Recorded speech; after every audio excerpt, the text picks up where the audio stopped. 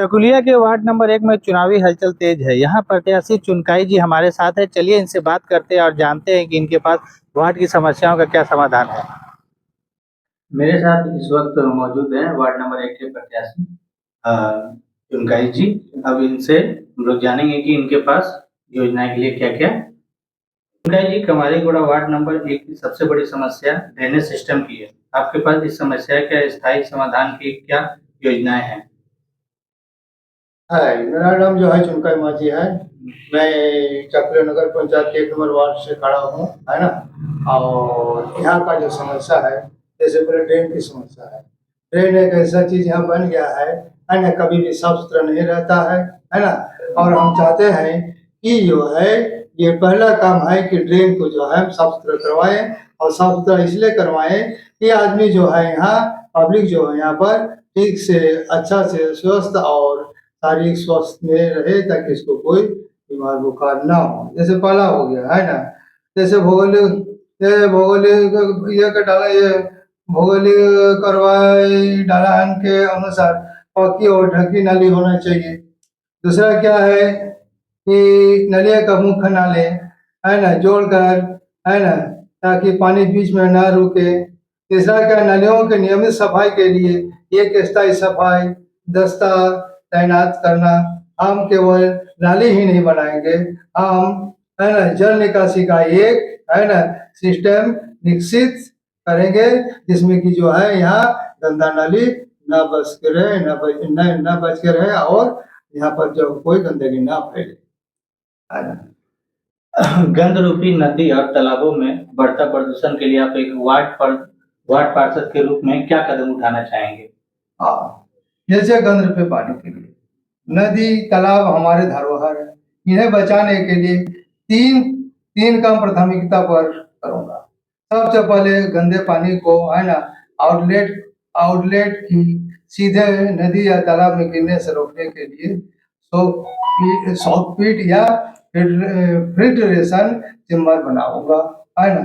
तालाबों के चारों ओर घाटों का सुंदरीकरण और डस्टबिन की व्यवस्था होगी, ताकि लोग कूड़ा पानी या गंदगी चीजें उस डस्टबिन में मिले, और आदमी को नहाने के लिए इतना सुविधा हो, सुंदरीकरण हो, आने जाने वाला आदमी भी देखे कि नहीं, जो यहाँ 1 नंबर वार्ड में तालाब में या तो नदी में जो नहा रहे हैं या आदमी ये कर रहे हैं, उसका जो देखने से लोग लगे कि नहीं, इसका सुंदरीकरण बहुत अच्छा है।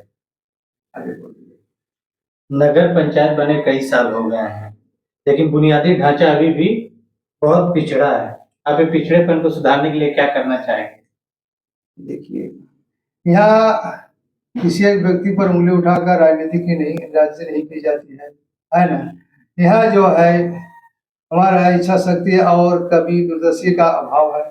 इस पिछड़ेपन का मुख्य कारण यह रहा कि बजट यहाँ पर आता है, और आने के बाद बजट जो है सही रूप से, सुचारू रूप से उसका जो है इस्तेमाल नहीं होता है। उसका जो ये आता है बजट में, जो उसका जो ये आता है ना, मनी वगैरह जो भी ये आता है, उसमें क्या होता है, इस तरह का वहाँ पर आदमी जो है उसके आगे पीछे लग जाते हैं कि बजट जो है आने के बाद सही जगह पर बजट नहीं पहुँचता है, और उसका सही काम नहीं होता है ना।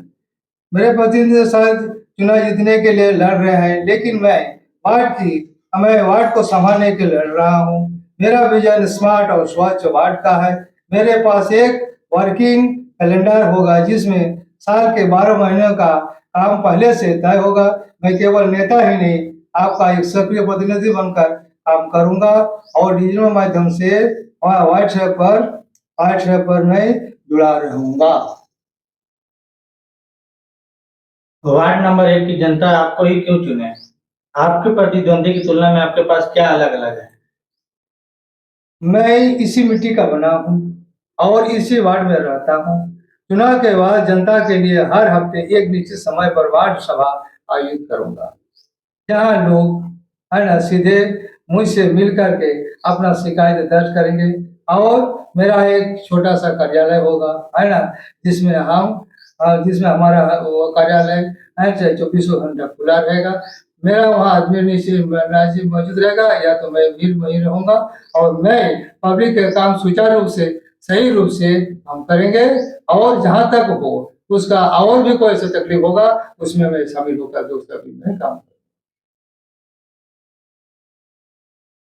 शिक्षा और स्वास्थ्य वार्ड के भीतर सरकारी स्कूलों और आंगनबाड़ी केंद्रों की स्थिति सुधारने के लिए आपकी क्या योजनाएं हैं?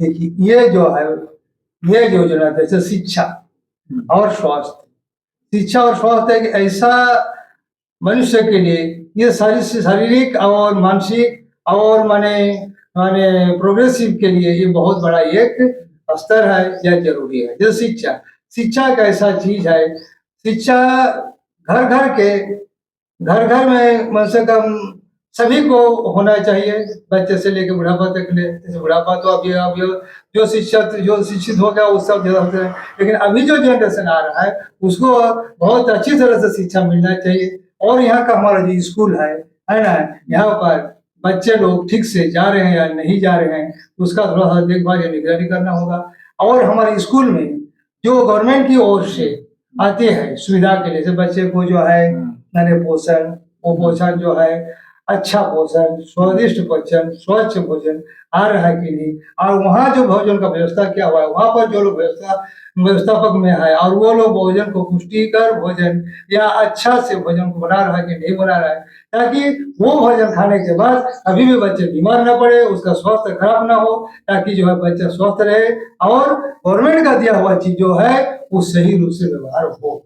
यही हमारा सबसे बड़ा सेवा और ये सबसे बड़ा ये है मैंने हमारा कर्तव्य है और इसी के प्रति हम बहुत अच्छे से ध्यान रखना चाहते नागरिकों को आप क्या संदेश देना चाहेंगे?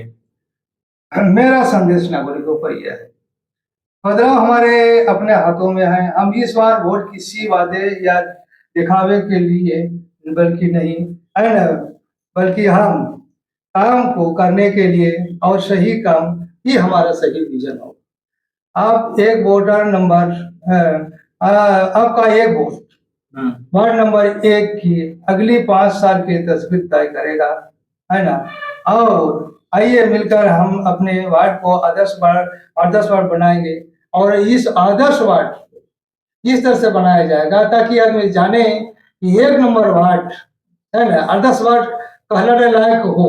इसमें इस तरह से हम अपना काम करेंगे, जीतने के बाद हम इस तरह से अपना काम करेंगे ताकि यहाँ पर कहीं से बाहर का कोई ऑफिसर आए, जैसे सीओ वीडियो है ना, और भी जो नेता वगैरह से एमएलए जो आए, ताकि वो देख के नाम करे कि हाँ जो यहाँ का जो वार्ड मेंबर है वो जो यहाँ का जो है ये जो बनाया है वो बहुत सुंदर कर बहुत अच्छा है और देखने लायक है और वार्ड मेंबर जो है वो सही है।